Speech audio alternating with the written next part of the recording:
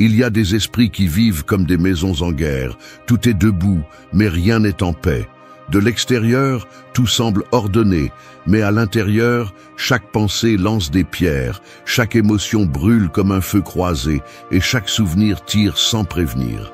C'est ainsi que beaucoup de gens vivent, portant un champ de bataille dans leur poitrine, marchant parmi les ruines mentales comme si c'était normal. Et le plus triste, c'est qu'ils en viennent à croire que cette tempête fait partie de qui ils sont, comme s'il n'y avait pas d'autre façon de se vivre. Mais il y en a une. La tranquillité intérieure n'est ni une fantaisie, ni un privilège de quelques éclairés. C'est une décision. C'est un travail quotidien qui ne se fait pas avec des phrases douces ou des rituels vides, mais avec force, courage, avec la volonté de cesser d'être esclave de ce que vous ne pouvez pas contrôler et de devenir maître de vous-même. Il ne s'agit pas de chercher un endroit où rien ne fait mal. Il s'agit de construire un endroit en vous où rien ne peut vous détruire. Et cela, même si cela fait mal, commence par accepter que personne ne viendra vous sauver. Cette vidéo n'est pas pour ceux qui veulent se sentir bien un moment. Elle est pour ceux qui sont prêts à se transformer en profondeur. Pour ceux qui en ont assez de traîner des culpabilités, de vivre dans la peur du qu'en dira-t-on, de dépendre des applaudissements pour se sentir précieux, pour ceux qui sont prêts à lâcher les chaînes mentales, à couper les liens qui étouffent, à récupérer leur espace et à cesser de céder leur paix à ce qui se passe à l'extérieur. Ici, il n'y a pas de solution magique ni de discours léger. Ce que vous allez entendre, ce sont 8 leçons stoïciennes qui peuvent vous rendre la tranquillité, la clarté et la force que vous cherchez depuis longtemps. Ce ne sont pas des concepts à penser, ce sont des principes à pratiquer. Si vous les prenez au sérieux, ils vont secouer votre façon de voir la vie et, plus important encore, votre façon de la vivre. Préparez-vous, car il ne s'agit pas de comprendre le problème. Il s'agit de l'affronter. 1. Défends ton territoire comme si ta paix en dépendait. Ton esprit est comme une terre sacrée, un terrain qui ne donne des fruits que si tu en prends soin avec discipline et le protèges avec caractère. Mais beaucoup l'ont laissé ouvert comme un terrain abandonné où n'importe qui peut entrer, salir, crier, manipuler ou détruire sans conséquence. Si tu ne définis pas tes limites, quelqu'un d'autre le fera pour toi, et il le fera à son avantage, pas au tien. Vivre en paix n'est pas s'isoler du monde, c'est apprendre à fermer la porte à ce qui empoisonne ton énergie, ce qui brouille ta clarté, ce qui intoxique ton équilibre. Le calme ne s'hérite pas, il se construit avec chaque décision que tu prends sur ce que tu laisses entrer et ce que tu décides de rejeter. Défendre ton territoire ne signifie pas devenir hostile ou ériger des murs d'arrogance, c'est avoir une clarté sur ce que tu es prêt à tolérer et ce que tu ne permettras plus jamais. C'est regarder en face les habitudes qui sabotent ta paix, les personnes qui franchissent la ligne encore et encore, les situations qui t'épuisent et ne t'apportent rien, et décider, sans culpabilité, sans hésitation, que ton bien-être n'est pas négociable. Parce que lorsque tu ne défends pas ton espace émotionnel, tu finis par être prisonnier dans ton propre esprit, marchant sur un terrain qui ne t'appartient plus, conçu par les attentes des autres, la culpabilité héritée ou la peur de décevoir. Les stoïciens comprenaient cela avec une clarté brutale. Épictète disait que nous ne sommes pas perturbés par les choses, mais par l'interprétation que nous en faisons. Mais pour interpréter avec sagesse, tu as besoin d'un espace intérieur propre, solide et protégé. Tu ne peux pas penser clairement si tu passes toute la journée à éteindre des incendies que tu n'as pas allumés, si tu laisses n'importe quelle opinion te sortir de ton centre, si tu permets que les conflits externes gouvernent ton monde intérieur. Et c'est là que l'autodiscipline émotionnelle devient une muraille, non pas pour t'isoler, mais pour préserver ta force. Dire non est un acte de respect de soi. Mettre fin à une conversation qui ne mène à rien, s'éloigner d'un environnement qui ne te permet pas de grandir, lâcher le besoin de répondre à chaque provocation, sont des moyens silencieux mais puissants de défendre ton territoire. Chaque fois que tu choisis le silence plutôt que la réaction impulsive, tu dis « Ici, c'est moi qui commande ».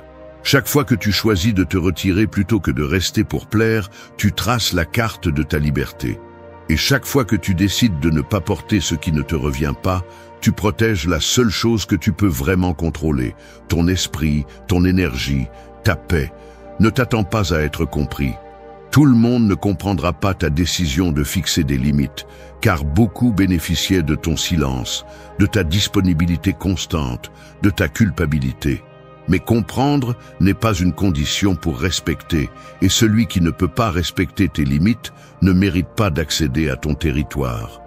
Tu n'es pas obligé de t'expliquer, de justifier ton besoin de calme, de convaincre quiconque que tu fais ce qui est juste. Tu es seulement obligé d'être cohérent avec toi-même. La véritable paix intérieure n'est pas atteinte lorsque tout autour de toi est en ordre, mais lorsque, même au milieu du chaos, tu sais que tu as fait ce qu'il fallait pour protéger ton terrain sacré. Cette paix est féroce, pas fragile. C'est le résultat de t'être confronté à toi-même et d'avoir décidé que tu n'allais plus céder de place à ce qui te diminue. Alors marque tes limites clairement, défends-les fermement et rappelle-toi que tu n'es pas dur, tu es libre. 2.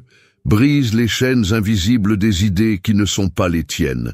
Il y a des gens qui marchent avec les pieds libres, mais avec l'esprit enchaîné. On ne le remarque pas à première vue, car les chaînes ne font pas de bruit et ne pendent pas du corps.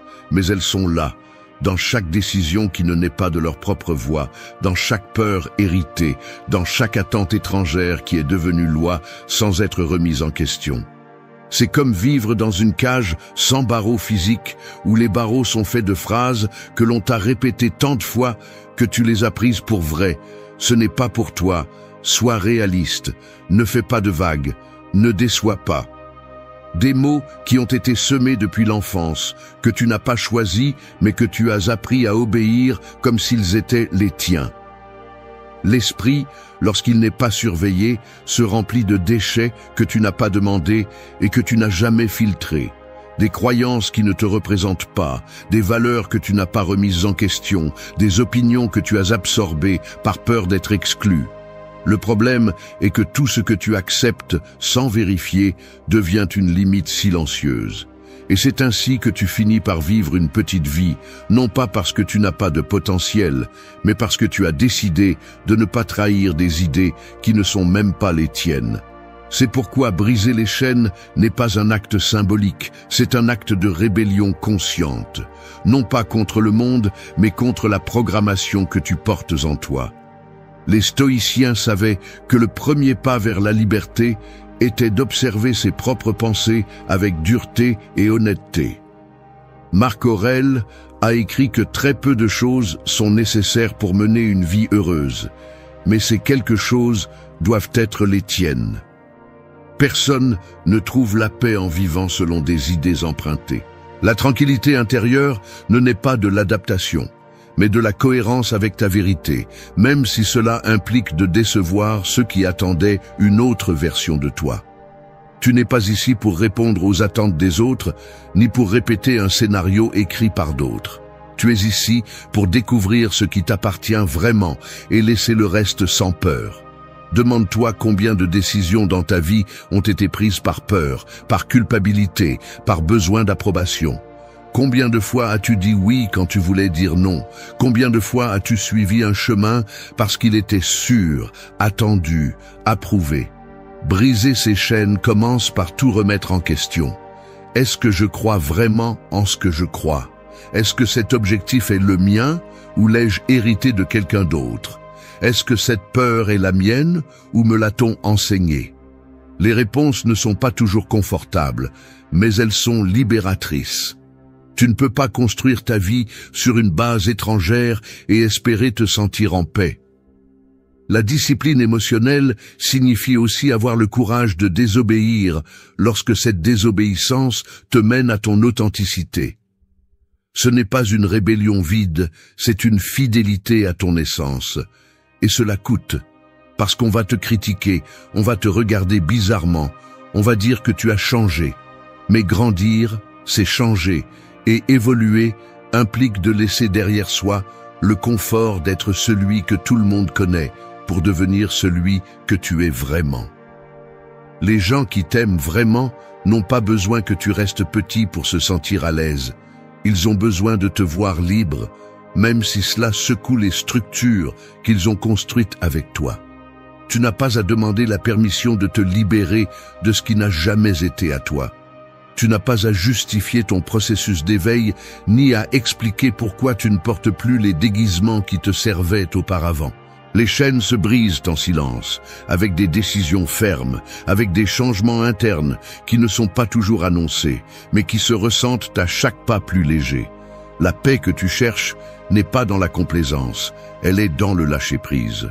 Et pour lâcher prise, il faut d'abord identifier ce qui ne t'a jamais appartenu. Le jour où tu cesseras de penser comme on te l'a enseigné et où tu commenceras à penser comme tu es vraiment, ce jour-là commencera ta véritable liberté. 3. Arrête de saigner pour des blessures que tu aurais déjà dû fermer. Il y a des gens qui marchent dans la vie comme si chaque pas ouvrait une vieille blessure, comme s'ils portaient leur âme bandée avec du ruban fragile, attendant que le moindre frottement rouvre ce qu'ils n'ont jamais guéri. Et ce n'est pas tant ce qui leur est arrivé, mais plutôt qu'ils continuent à le porter comme s'il faisait partie de leur identité, comme si se définir à travers la douleur leur donnait une raison de ne pas avancer. Ils vivent comme des maisons non réparées après la tempête, pleines de fuites, de fissures, de poussière accumulée dans des coins qu'ils n'ont jamais voulu regarder. Et le plus dur n'est pas ce qui s'est passé, c'est ce qu'ils continuent à permettre de leur arriver parce qu'ils ne l'ont pas lâché. Guérir n'est pas oublier, ce n'est pas faire semblant que rien n'a fait mal, ce n'est pas faire comme si tout allait bien. Guérir, c'est assumer la douleur, la regarder sans déguisement, comprendre ce qu'elle t'a appris, puis la laisser partir. Le problème est que souvent, la douleur devient confortable, elle devient une excuse, un récit, un bouclier. Dire « je suis comme ça à cause de ce qu'on m'a fait » peut sembler honnête, mais cela peut aussi être une façon déguisée d'éviter de prendre la responsabilité de ce que tu fais aujourd'hui. Tu ne peux pas construire la paix intérieure si tu continues à remuer la terre où il n'y a plus de racines. Les blessures non fermées s'infectent et si tu ne décides pas de les guérir, elles te consumeront de l'intérieur. Les stoïciens ne niaient pas la douleur, mais ils ne l'idolâtraient pas non plus.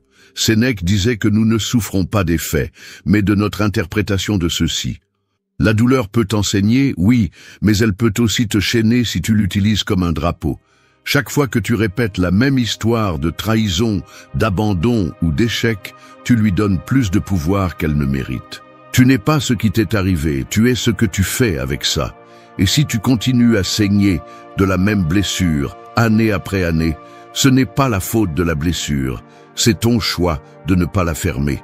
Fermer une blessure n'est pas une faiblesse, c'est du courage. C'est dire « ça m'a fait mal mais ça ne me définit plus ». C'est rompre avec le besoin que l'autre le répare, que le monde comprenne, que quelqu'un vienne te donner ce que tu n'as pas eu. Personne ne viendra te sauver, personne ne te demandera pardon comme tu l'as imaginé, personne ne te donnera les réponses que tu cherches. La seule chose que tu peux contrôler est le moment où tu décides d'arrêter de le revivre. Et ce moment peut être maintenant, si tu as le courage de regarder vers l'avant sans continuer à porter ce qui n'a plus de sens à traîner. La tranquillité intérieure naît lorsque tu décides d'arrêter de te battre avec des fantômes. Quand tu comprends que guérir est ta responsabilité, peu importe qui a causé le dommage, il ne s'agit pas de justifier ce qu'on t'a fait, il s'agit de te libérer du contrôle qu'il continue à avoir sur toi. Tu n'as besoin de personne d'autre pour fermer cette blessure.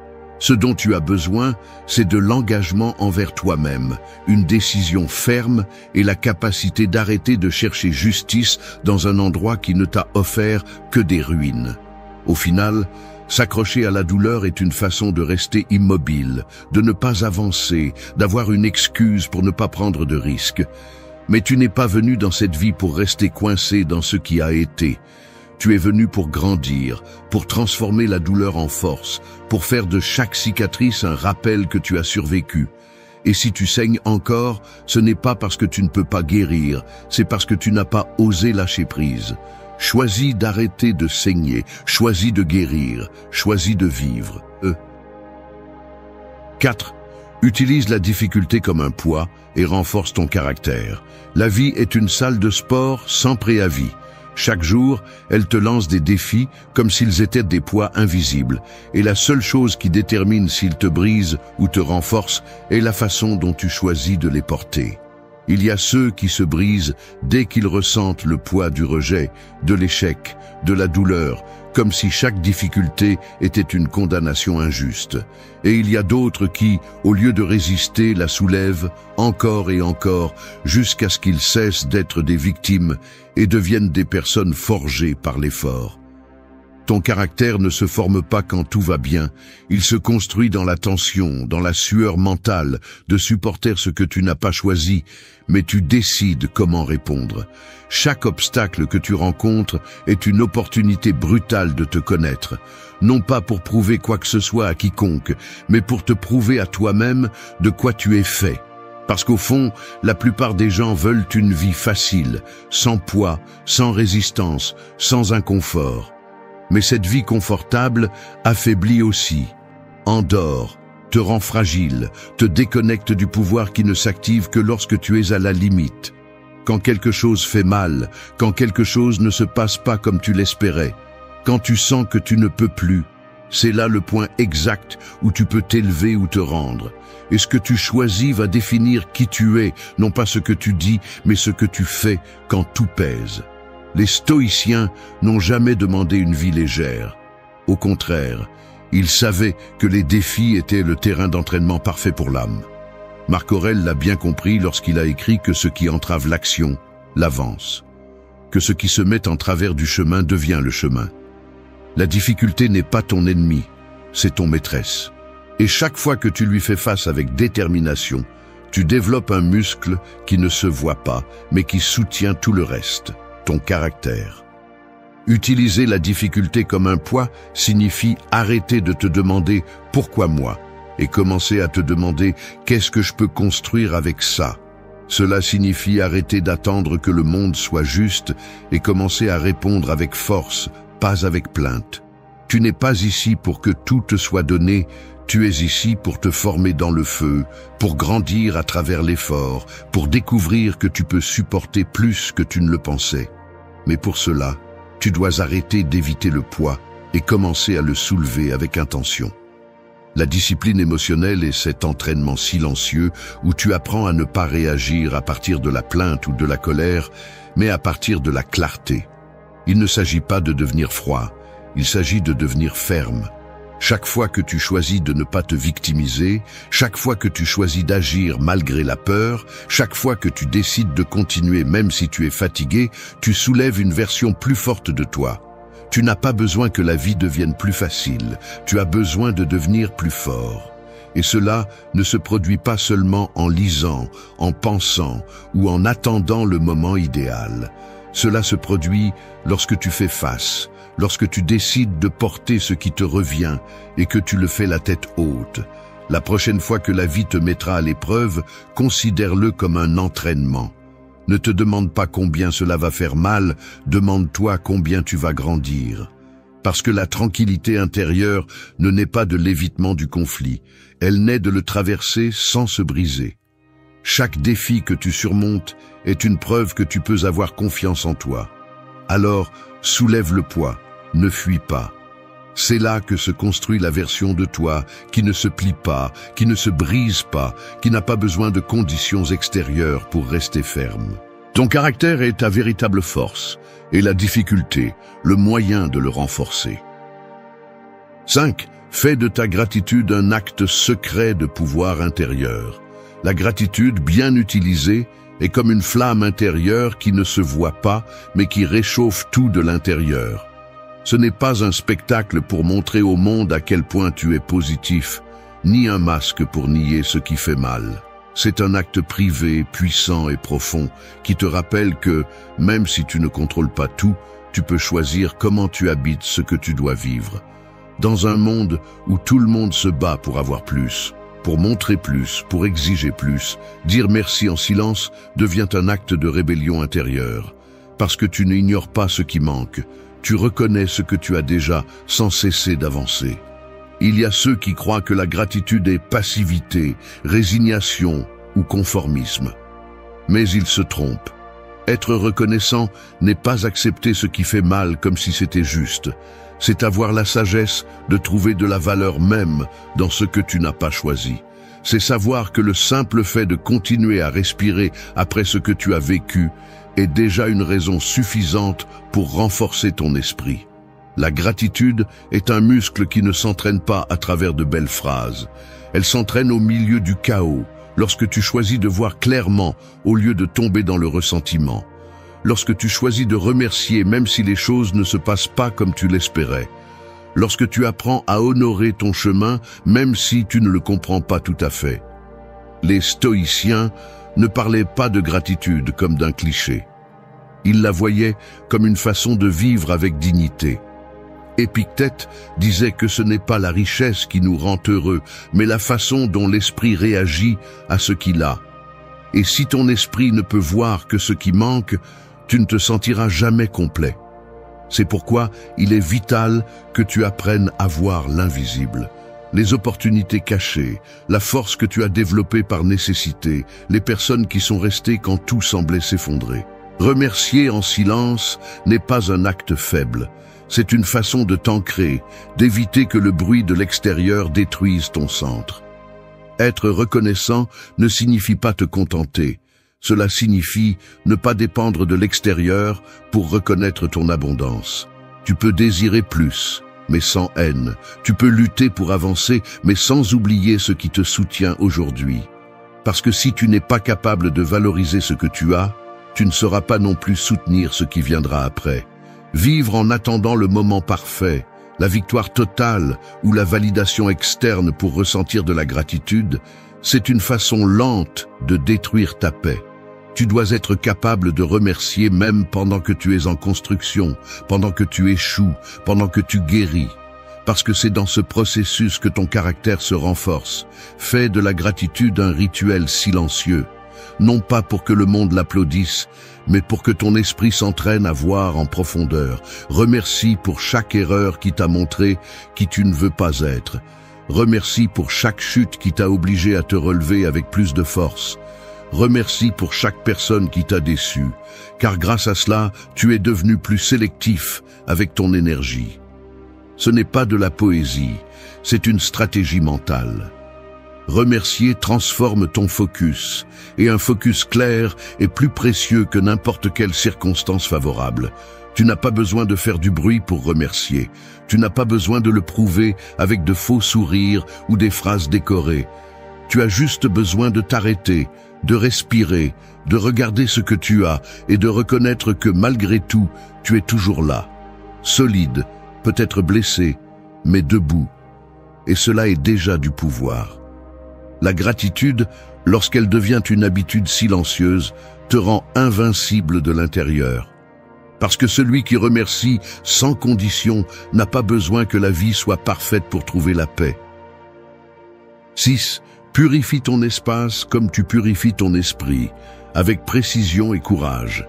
Vivre avec clarté est comme maintenir une pièce en ordre. Peu importe combien de fois tu la nettoies, si tu continues à laisser entrer la saleté par la fenêtre ouverte. Il en va de même pour l'esprit. Tu peux méditer, écrire, réfléchir ou chercher des réponses profondes, mais si ton environnement est plein de chaos, de bruit et d'énergie lourde, tôt ou tard, cette pollution s'infiltre en toi. Ton espace parle de toi, reflète ce que tu tolères, ce que tu traînes, ce que tu n'oses pas lâcher. Il ne s'agit pas d'esthétique, il s'agit de pouvoir intérieur.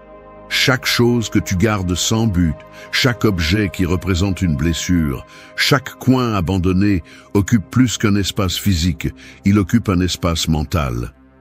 Purifier ton environnement n'est pas seulement nettoyer la poussière, c'est faire une révision honnête de tout ce qui t'entoure et te demander si cela te représente vraiment, si cela t'élève ou te tire vers le bas, si cela te stimule ou te stagne.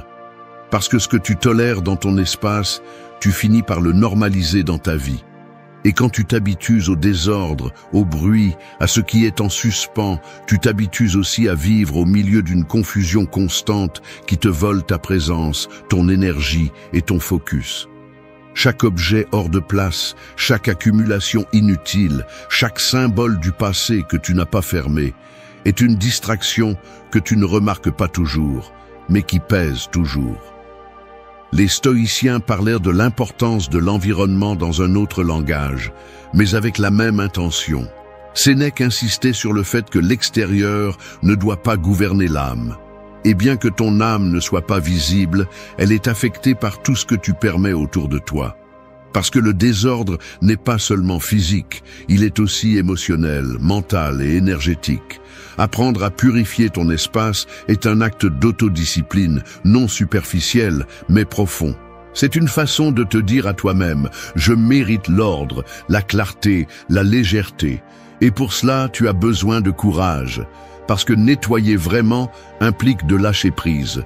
Et lâcher prise fait mal, même quand tu sais que ça te fait du bien.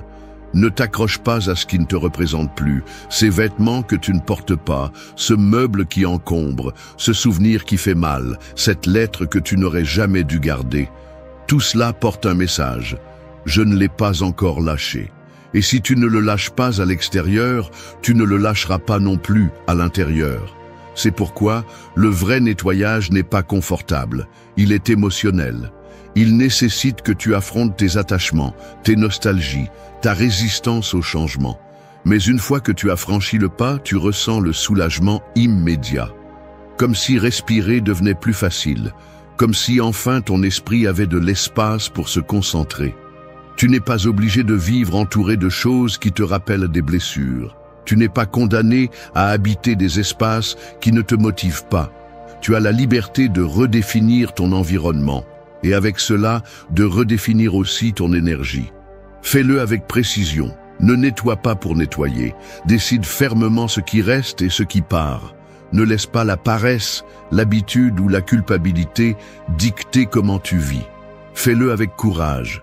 Non pas parce que c'est facile, mais parce que tu mérites un esprit libre de bruit inutile. Purifier ton espace est le premier pas pour purifier ta vie. Parce que ce que tu ordonnes à l'extérieur se reflète à l'intérieur. Et quand ton environnement s'aligne avec ton but, avec ta paix, avec ta force, ton esprit devient aussi plus clair, plus ferme, plus concentré. Alors ne sous-estime pas le pouvoir de ce qui t'entoure. Prends le contrôle, nettoie sans peur, lâche sans culpabilité, et fais de ton espace un lieu sacré où ne réside que ce qui t'élève. 7. Lâche les liens morts avant qu'ils n'entraînent ton âme. S'accrocher à une relation qui ne respire plus est comme essayer de faire revivre un arbre sec en l'arrosant tous les jours dans l'espoir qu'il refleurisse. Peu importe combien d'amour, de temps ou d'énergie tu lui donnes, si les racines sont pourries, le tronc ne tient plus et les feuilles ont cessé de pousser depuis longtemps, tout ce que tu fais est de t'épuiser en vain. Souvent tu le sais, mais tu restes quand même. Parce qu'il y a une partie de toi qui se souvient encore de cet arbre, quand il était vivant, quand il donnait de l'ombre, quand il te faisait te sentir chez toi. Et dans ce souvenir, tu t'accroches, comme si par nostalgie, il valait la peine de renoncer à ta paix. Mais rester connecté à ce qui est déjà mort n'est pas de la loyauté, c'est de l'auto-abandon. Parce que pendant que tu essaies de sauver quelque chose qui n'a pas de retour, tu t'oublies. Tu permets à une histoire sans avenir de consommer ton présent. Et le plus destructeur n'est pas ce que cette relation fait, mais ce que tu arrêtes de faire à cause d'elle. Peu importe si c'est un partenaire, un ami, un membre de la famille ou un groupe, si chaque interaction te vide, si chaque conversation est un champ de mine, si ton énergie baisse chaque fois que tu es prêt, ce n'est pas un lien, c'est une chaîne. Et tu n'es pas venu dans cette vie pour t'enchaîner. Les stoïciens étaient implacables en ce qui concerne le détachement. Non pas parce qu'ils étaient froids, mais parce qu'ils comprenaient que tout ce que tu ne peux pas contrôler doit être lâché. Et cela inclut les personnes. Marc Aurèle a écrit que nous devons aimer ce que la vie nous donne, mais être prêt à le lâcher quand il se termine. Il ne s'agit pas de couper par peur, mais par amour de soi. Parce que rester attaché à ce qui te diminue est une forme de trahison silencieuse. Et si tu ne te choisis pas, personne ne le fera pour toi. Rompre un lien mort nécessite plus de courage que de continuer à le porter, parce que cela implique d'accepter que tout ne peut pas être sauvé, que toutes les personnes qui entrent dans ta vie ne doivent pas rester, que tout ce qui commence bien ne finit pas bien. Accepter cela n'est pas perdre, c'est mûrir. Et mûrir, c'est aussi savoir fermer des portes sans besoin de haine, sans besoin de drame, juste avec la conviction que ton bien-être n'est pas négociable. Tu ne t'en rends peut-être pas compte, mais maintenir un lien mort te retient, te vole de l'énergie, te maintient attaché à de vieilles versions de toi-même qui ne correspondent plus à ce que tu construis. Lâche avec respect, mais lâche. Tu n'as pas besoin d'explications éternelles ni de disputes épuisantes. Tu as juste besoin de reconnaître l'évidence. Si quelque chose ne s'ajoute plus, si quelque chose ne te nourrit plus, si quelque chose ne vibre plus avec ton essence, il doit partir. Parce que s'il ne part pas, il n'y a pas de place pour le nouveau. Et le nouveau n'arrive pas à ceux qui sont remplis de l'ancien. C'est une loi interne, une règle de la vie. Tu ne peux pas recevoir les bras occupés. Libère-toi de ce fardeau avant qu'il ne devienne une partie de ton identité. La tranquillité intérieure se construit aussi en choisissant avec qui tu partages ton énergie. Entoure-toi de ceux qui t'élèvent, de ceux qui ne te jugent pas pour ta croissance, de ceux qui respectent ton silence, ta lumière, tes limites. Et si cela signifie rester seul pendant un moment, mieux vaut être seul que soutenu par des liens vides. Tu es ici pour vivre en liberté, pas pour marcher main dans la main avec ce qui t'éteint. Alors lâche sans peur, respire sans culpabilité et souviens-toi que parfois, lâcher prise est l'acte d'amour de soi le plus grand que tu peux faire. 8. Marche sans masque, que ton or ne soit pas l'applaudissement mais l'intention. Porter un masque tous les jours est comme marcher avec un déguisement de plomb. Au début, cela semble être une armure, une forme de protection contre le monde, mais avec le temps, cela devient un fardeau qui te coule, te fatigue, te déconnecte de toi-même. Ce sourire fin, cette opinion mesurée pour ne pas déranger, ce personnage que tu as construit pour t'intégrer, pour plaire, pour survivre. Tu l'as mis sans t'en rendre compte et maintenant il est difficile de l'enlever parce que tu crois que, si tu le fais, tu cesseras d'être accepté. Mais ce que tu ne vois pas, c'est que plus tu t'habitues au masque, plus tu es loin de ton essence. L'authenticité n'est pas une mode ni une pose pour les réseaux sociaux. C'est un engagement brutal envers la vérité, même si elle fait mal, même si elle dérange, même si elle te laisse en silence quand tout le monde crie. C'est parler avec cohérence, agir avec intégrité, tenir ton chemin même si personne ne l'applaudit, parce que l'applaudissement externe est séduisant, oui, mais aussi addictif. Et si tu n'y prends pas garde, tu deviens quelqu'un qui vit pour être regardé, pas pour être libre. Le prix de la recherche constante de validation est très élevé. Tu perds ta voix, tes valeurs, ta paix. Les stoïciens enseignaient qu'il n'y a pas de plus grande liberté que d'être maître de soi-même. Sénèque disait que celui qui cherche constamment l'approbation des autres est l'esclave de nombreuses volontés. Et tu n'es pas venu dans cette vie pour plaire, tu es venu pour te construire, pour découvrir qui tu es quand personne ne te regarde, pour prendre des décisions qui naissent de ton but, pas du besoin d'être aimé. L'authenticité n'est pas toujours confortable, mais elle est toujours puissante. Parce que quand tu agis à partir de ta vérité, même si ta voix tremble, même si tout le monde ne te suit pas, tu te sens en paix. Et cela vaut plus que 1000 applaudissements vides. Marcher sans masque, c'est assumer que tu ne vas pas plaire à tout le monde. Qu'il y aura ceux qui te critiqueront, ceux qui s'éloigneront, ceux qui ne comprendront pas ton processus. Mais c'est aussi te donner la permission de respirer sans feindre, de parler sans filtre, d'agir sans craindre de briser l'image parfaite. Parce que vivre pour plaire, c'est mourir en partie. Et personne qui s'est vraiment réalisé ne l'a fait en demandant la permission ou en attendant l'approbation. Ils l'ont fait en marchant avec intention, avec concentration, avec courage, même dans la solitude. La discipline émotionnelle que demande l'authenticité est énorme. Cela signifie te regarder dans le miroir sans excuse. Cela signifie arrêter d'agir selon l'audience et commencer à agir selon tes convictions. Cela signifie laisser aller le besoin de s'intégrer dans des espaces où tu n'appartiens plus, même si cela implique de rompre des liens ou de recommencer à zéro. Mais c'est dans ce processus que naît ton véritable pouvoir. Parce que tu ne dépends plus du bruit externe pour te déplacer, parce que tu n'ajustes plus ton essence pour t'intégrer dans des moules étrangers, parce que tu n'as plus besoin de te déguiser pour te sentir suffisant. Ton or ne doit pas être l'applaudissement. L'applaudissement est éphémère, volatile, conditionné. Aujourd'hui tu l'as, demain